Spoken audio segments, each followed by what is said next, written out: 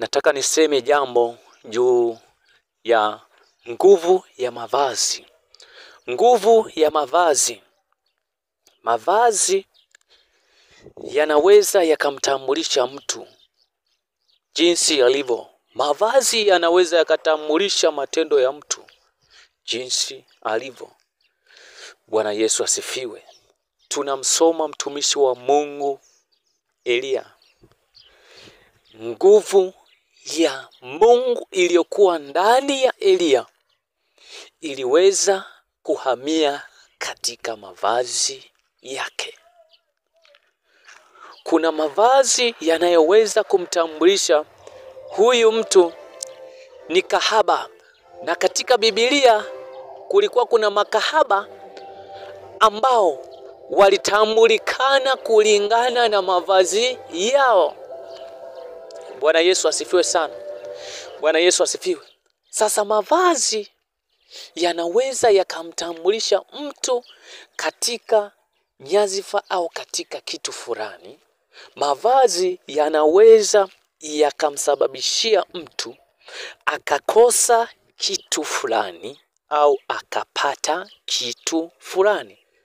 Bwana Yesu asifiwe. Bwana Yesu asifiwe. Kwa mfano, mtu akiwa anatafuta kazi au mtu akiwa ameitwa na mheshimiwa fulani au mbunge fulani katika ofisi yake, akawa ana appointment naye, hawezi akavaa mavazi ya kikahaba, mavazi ya kumchora maungo yake ya mbele au ya nyuma. Lazima siku hiyo atatafuta tai iko wapi? Kiatu cha mchomoko, kwa sababu anaonana na waziri au anaonana na kiongozi mkubwa wa nchi. Kwa hiyo lazima ajiweke smart. Lazima avae mavazi mazuri kabisa. Bwana Yesu asifiwe. Bwana Yesu asifiwe. Kwa nini? Kwa sababu mtu akivaa mavazi ambayo sio mazuri, akavaa mavazi ya kulalia, akavaa vile vinguo vya kulalia, akavaa kihuni, akavaa katakei, alafu anaonana na rais. Yule rais hata kama alikuwa amepanga kumpa wazifa au cheo, anaweza akagairi. Kwa hiyo mtu anaweza akakosa kitu fulani au jambo fulani kwa sababu ya mavazi tu. Kwa sababu yanamtambulisha kwamba huyu ni mtu muhuni kabisa. Huyu ana tabia mbaya kulingana na mavazi. Lakini pia mavazi yanaweza kumsababishia mtu aweze kupata kitu, aweze kupata miujiza. Haya, fikiria huyu mtu kama ameitwa na rais, ameitwa na waziri sehemu fulani kuonana na rais, alafu akapiga tai yake nzuri, akapiga kiatu chake kizuri, mchomoko mzuri kabisa akapiga, kama ana suti akaitafuta suti, akanunua suti akavaa, akaonana na rais. Jinsi anavyotembea, the way alivyokuwa smart katika mavazi, yanaweza yakamsababishia huyu mtu aweze kupata kitu, akapata jambo zuri kwa yule mtu ambaye walikuwa wameahidiana.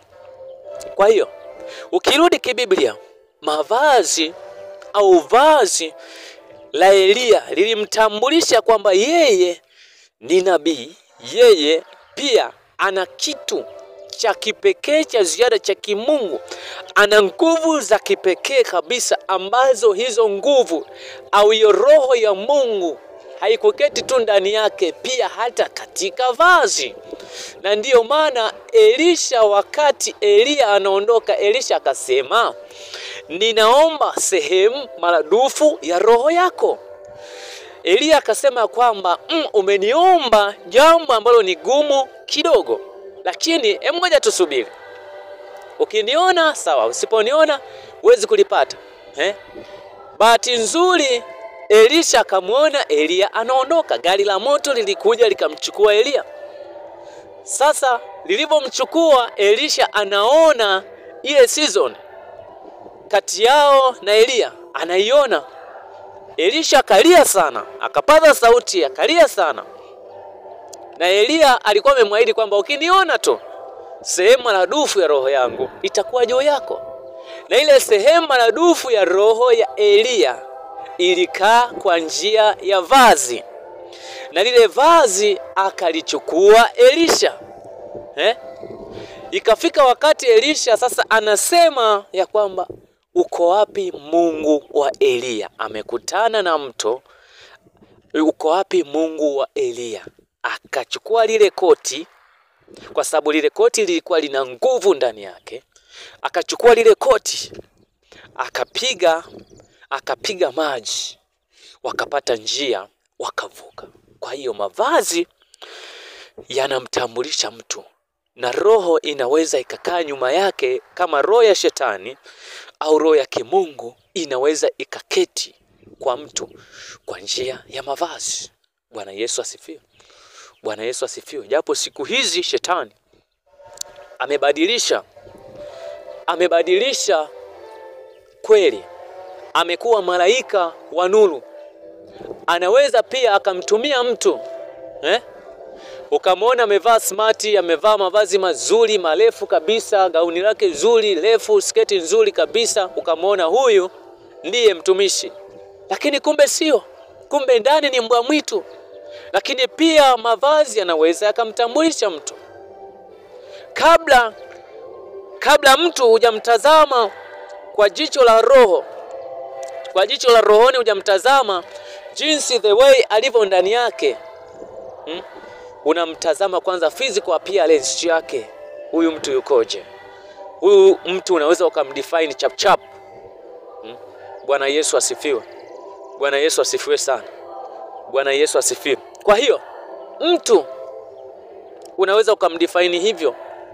Lakini pia unaposhindwa kumdefine katika physical appearance ya nje, tunaenda sasa rohoni. Huyu mtu kama na roho wa Mungu au ana roho wa shetani.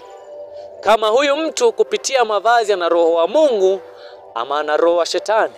Kama huyu mtu kwa njia ya matendo yake ya ndani sasa ana roho wa Mungu ama roho wa shetani.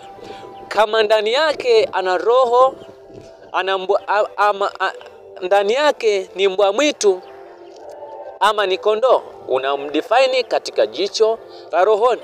Na ndipo unapotakiwa sasa kuzama katika ulimwengu wa roho na kumuuliza Mungu, huyu mtu, juu ya huyu mtu yukoje, ili uweze kumsaidia. Watumishi wa Mungu, mavazi yetu lazima yamtambulishe Mungu. Mavazi yetu lazima yajieleze. Mavazi yetu lazima yawe ni mazuri.